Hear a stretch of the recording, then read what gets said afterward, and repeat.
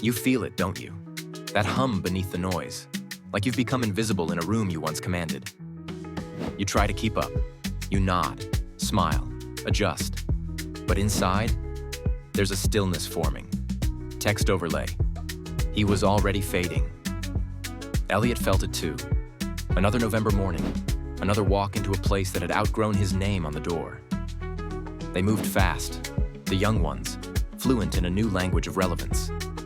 Optimize, pivot, scale. Words that sparkled but did not warm.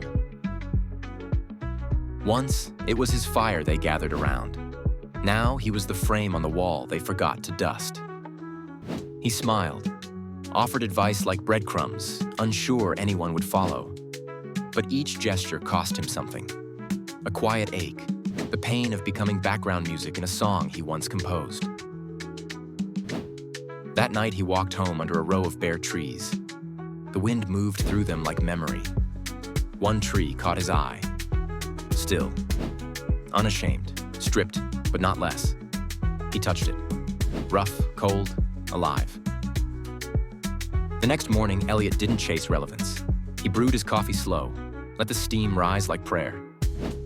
At work, he didn't speak. He listened, a quiet so full it unsettled the room.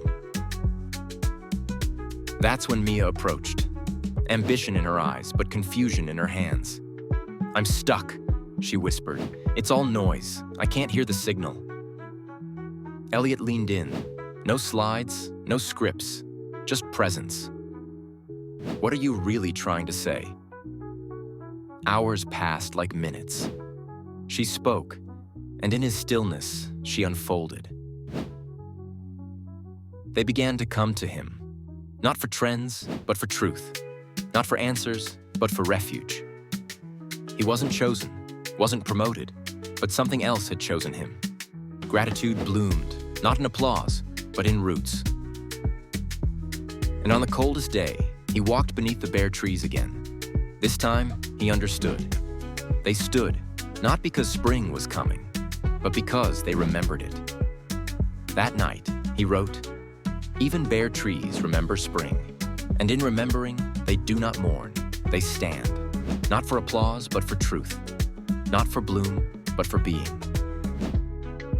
The world would rush on, trends would rise like tides, but Elliot had found the shore within, the place where stillness holds. And there, he kept his roots.